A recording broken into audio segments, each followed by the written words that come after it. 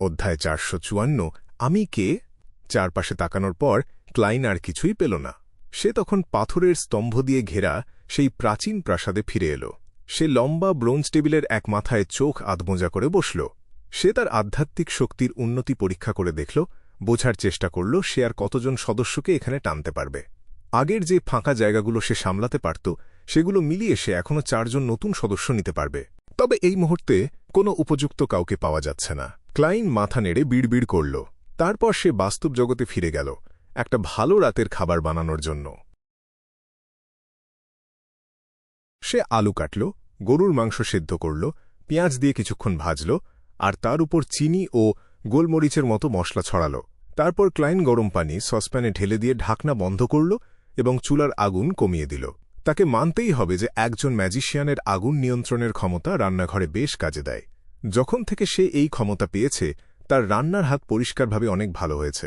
যদি নিয়ন্ত্রণ হারানোর ভয়, দানব, তল্লাশি আর অশুভ দেবতারা না থাকত তবে পৃথিবীটা কতই না শান্তিময় আর নিখুঁত হতো।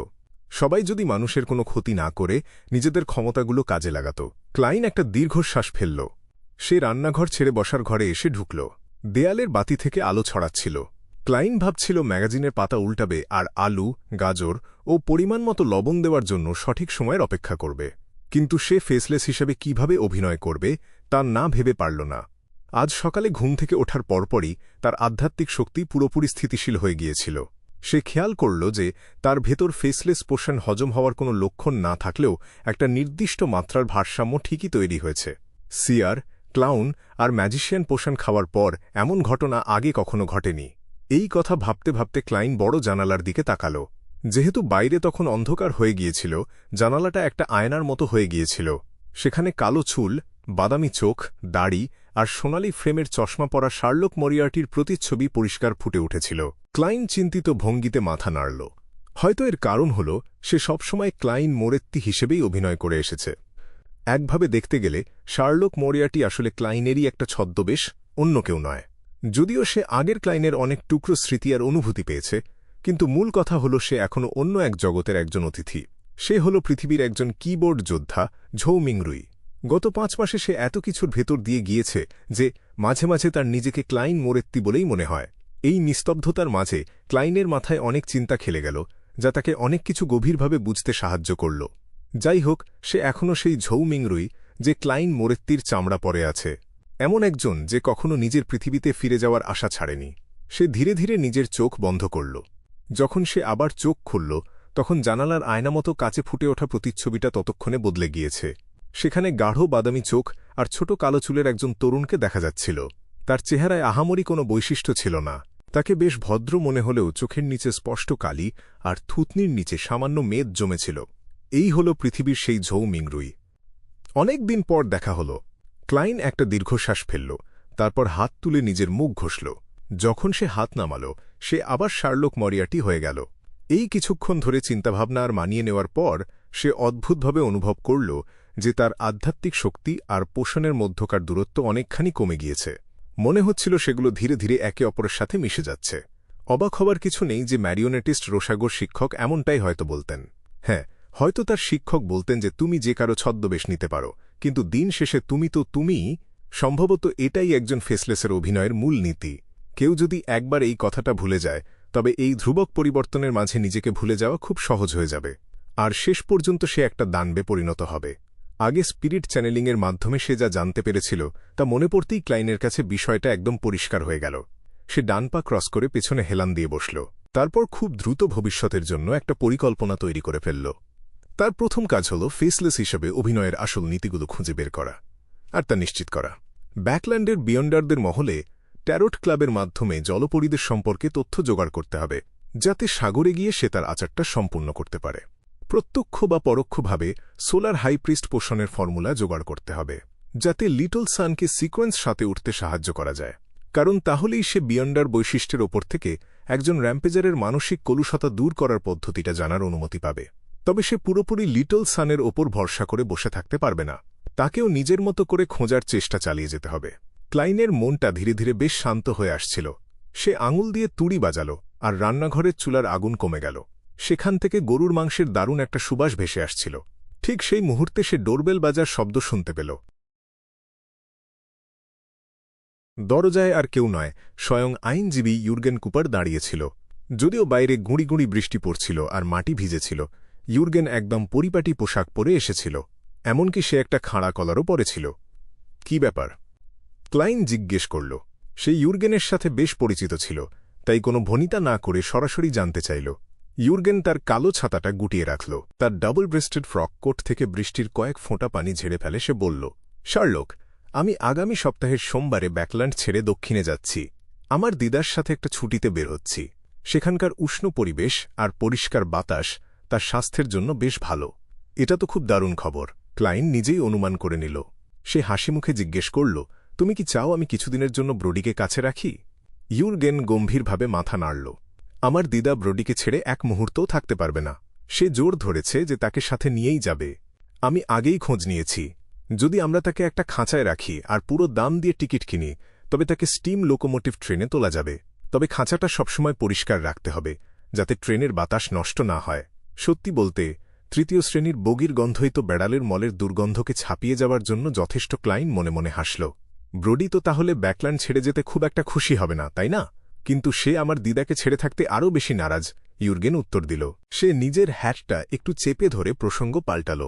আমি তোমাকে জানাতে এসেছি যে এই সময়ের মধ্যে যদি তোমার জামিনের দরকার হয় বা কোনো আইনি ঝামেলা মেটানোর প্রয়োজন পড়ে, তবে তুমি আমার সহকর্মীর কাছে যেতে পারো। এই নাও তার বিজনেস কার্ড। আমি তাকে আগেই জানিয়ে রেখেছি, আর সে এই বছর ব্যাকল্যান্ড ছেড়ে কোথাও যাচ্ছে না। লোকটা আসলেই কত পেশাদার। সে এমনকি এই সমস্যার কথাও ভেবে রেখেছে। তবে এই মুহূর্তে ক্লাইনের এসবের কোনো দরকার নেই। সে এখন মেশিনারি হাইভ মাইন্ডের একজন চর। সাধারণ পরিস্থিতিতে তাকে পুলিশ স্টেশনে আটকে রাখার কোনো সম্ভাবনাই নেই। ক্লাইন হাসিমুখে তাকে ধন্যবাদ জানাল। কার্ডটা নিয়ে সে নিজের পকেটে ঢুকিয়ে রাখল। ইউর্গেনের আড্ডা দেওয়ার বা ঘরের ভেতর ঢোকার কোনো ইচ্ছাই ছিল না। সে সাথে সাথে হাত তুলে বলল, আমাকে এখনও বাকি ক্লায়েন্টদের সাথে দেখা করতে হবে।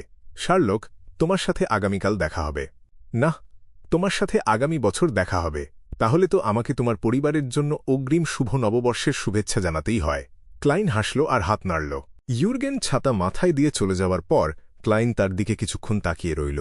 তারপর দরজা বন্ধ করে সে আবার বসার ঘরে এসে বসল। এই মুহূর্তে রান্নাঘরের চুলায় হাঁড়ির নিচে জ্বলা আগুনের শব্দ ছাড়া বাড়ি থেকে আর কোনো শব্দ আসছিল না। চারপাশটা এতটাই শান্ত ছিল যে ক্লাইন বাইরে দূরের রাস্তায় চলা ঘোড়ার গাড়ির শব্দ শুনতে পাচ্ছিল। সে ধীরে ধীরে চারদিকে তাকাল। সে দেখতে পেল কফি টেবিল, নানা চুক্তিপত্র, আলমারি, কলম, চীনামাটির কাপ, খাওয়ার টেবিল, চেয়ার আর দেয়ালগুলো। নিজের দৃষ্টি ফিরিয়ে নিয়ে ক্লাইন সোফায় হেলান দিল। সে জানালা দিয়ে বাইরের অন্ধকার রাতের দিকে তাকাল। রাস্তার বাতিগুলো অন্ধকারে একটা কুয়াশাচ্ছন্ন আলো ছড়াচ্ছিল। এই গভীর শীতল নিস্তব্ধতার মাঝে সে একটা দীর্ঘশ্বাস ফেলল। নতুন বছর। আকাশের বিদ্যুৎ চমকানো ধীরে ধীরে শান্ত হয়ে এল। অন্ধকার আবার পুরো পৃথিবীর দখল নিয়ে নিল। সিটি অফ সিলভারের অনুসন্ধানী দলটি অবশেষে তাদের গন্তব্যে পৌঁছাল। পথটা ছোট হলেও অসংখ্য লড়াই আর বাধা পার হওয়ার কারণে তাদের কাছে এটা মোটেও ছোট মনে হয়নি। রাস্তার দুপাশের বেশিরভাগ বাড়িঘরই ধসে পড়েছিল। মাত্র কয়েকটা বাড়ি কোনোমতে দাঁড়িয়েছিল, কিন্তু সময়ের সাথে সাথে সেগুলোর গায়ে ধুলো আর কালচে দাগ পড়ে গিয়েছিল। পশুর চামড়ার তৈরি লণ্ঠন থেকে যেটুকু আলো আসছিল তা খুব বেশি দূর পর্যন্ত পৌঁছাচ্ছিল না। সেই আলোতে ডেরিকবার্গ ধসে পড়া দেয়াল আর রাস্তাগুলো দেখতে পেল। সেগুলো এমনভাবে ধ্বংস হয়ে গিয়েছিল যে সেখানে কোনো আগাছাও জন্মায়নি। রাস্তার দুপাশে ছিল আধা ধসে পড়া বাড়িঘর। এর মাঝে খুব সামান্য কয়েকটাই শুধু টিকেছিল, তবে সেগুলোর গায়ে বয়সের ছাপ স্পষ্ট ফুটে উঠেছিল। বাড়ির দেয়ালের প্রলেপে সাদা আর নীল রঙের যে ভিত্তি ছিল তা আগেই ধূসর হয়ে গিয়েছিল। সিটি অফ সিলভারের চেয়ে এখানকার সূচালো স্থাপত্যগুলো ছিল একদম আলাদা। কারো পক্ষেই এখন আর কল্পনা করা সম্ভব ছিল না যে এগুলো একসময় দেখতে কেমন ছিল। তবে এই সব দেখে শুনে ডেরিক শহরটার অতীত সম্পর্কে একটা ধারণা করতে পারল। নিশ্চয়ই এই শহরের একটা লম্বা ইতিহাস ছিল। অন্ধকার যুগেও এই শহরে অনেক মানুষ বাস করত, আর তারা নিজেদের মতো করে একটা সভ্যতা গড়ে তুলেছিল। এখানকার মানুষরা পোষণ খেত, বাড়িঘর বানাত আর মেরামত করত, এমনকি শহরের দেয়ালও পাহারা দিত।